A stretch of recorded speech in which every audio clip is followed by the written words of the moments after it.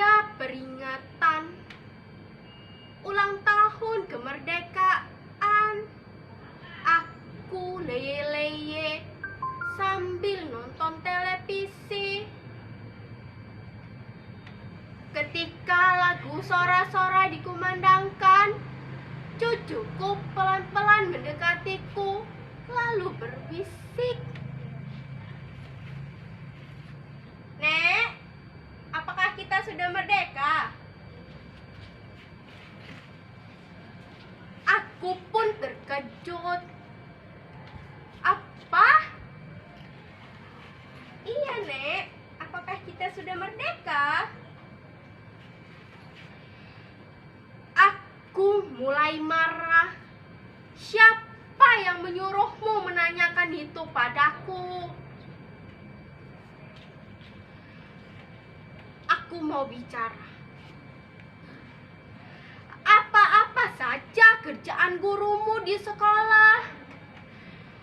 Apa gurumu sudah berhenti mengajar sejarah Indonesia? Apa gurumu tidak pernah memberitahukan padamu bahwa pada tanggal 17 Agustus 1945 Bung Karno, Bung Hatta telah memproklamasikan kemerdekaan kita. Proklamasi kami bangsa Indonesia dengan ini menyatakan kemerdekaan Indonesia.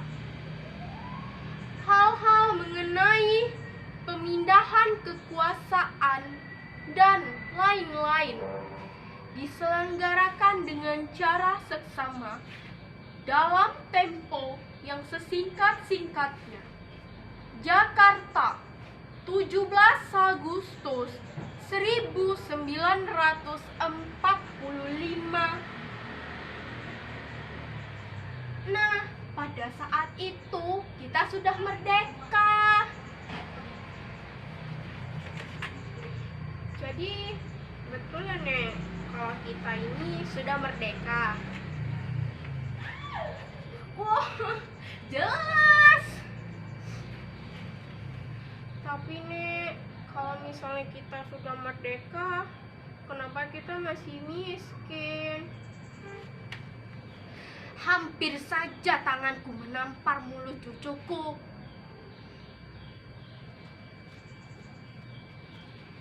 Dengarkan, Nenek baik-baik.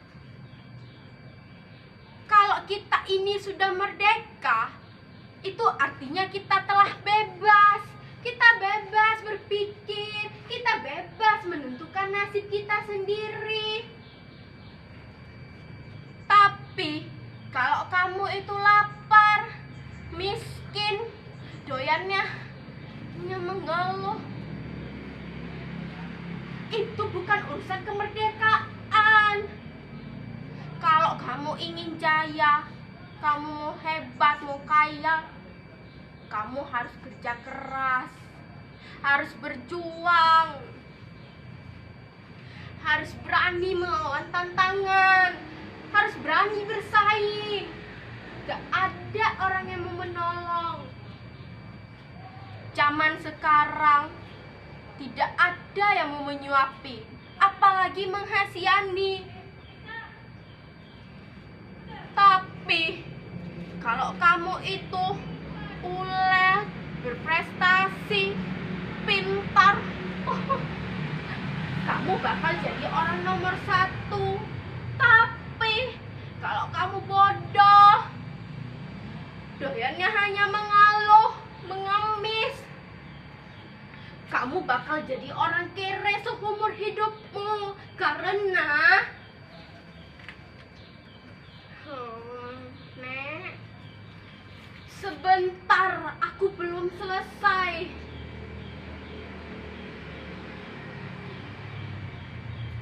Kalau ini kita merdeka, kita harus bisa mempergunakan sebuah kebebasan yang diberikan kemerdekaan. Karena kemerdekaanmu dibatasi oleh kemerdekaan-kemerdekaan lain milik saudara-saudaramu yang ada di lingkungan kamu, yang sama merdekanya dengan kamu. Walhasil, Pak, tunggu. Aduh, pedihnya. Oh iya, walhasil. Jadi, betul Nenek, kalau kita ini sudah merdeka. Di layar televisi, sang saka telah dikerek. Diiringi lagu Indonesia Raya, aku jadi merinding, terbawa ke masa revolusi.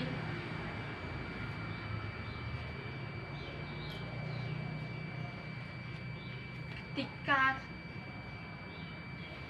kami berondok di balik tiap bukit, kami menghendap-hendap malam-malam di kota, hingga kakiku tertembak dan kami semua masuk ke dalam sumur tua.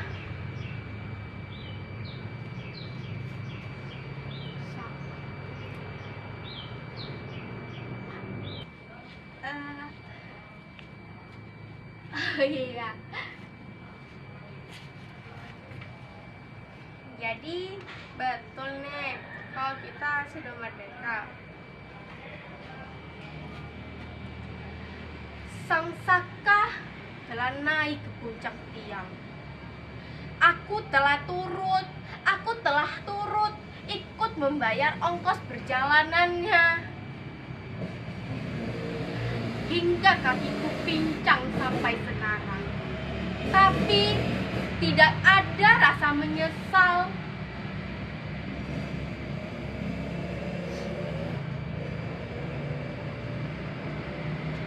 Dan aku kembali meletakkan senjataku.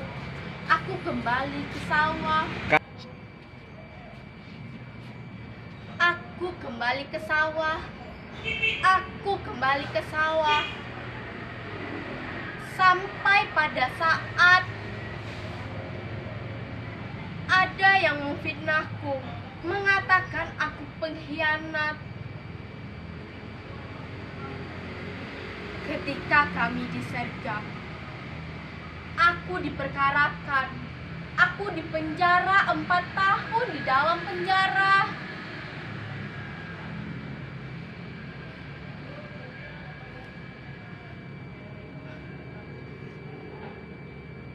Ternyata pengkhianat yang sebenarnya itulah dia. Setelah aku bebas, aku cari dia di kota. Tapi ternyata dia sudah jadi pejabat yang dicintai oleh masyarakatnya. Dia tahu aku sudah datang. Dia suruh orang untuk memberangusku. Sedih. Aku bukan lagi pahlawan. Aku hanyalah orang biasa yang mencintai keluargaku. Menangis. Aku lari, aku berlari. Aku sedih. Aku menangis di dalam batin. Menangis.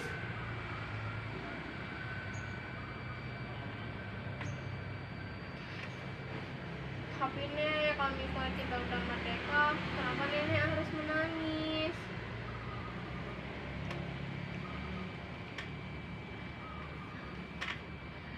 Cucuku, Cuk, Nenek menangis karena kita sudah merdeka.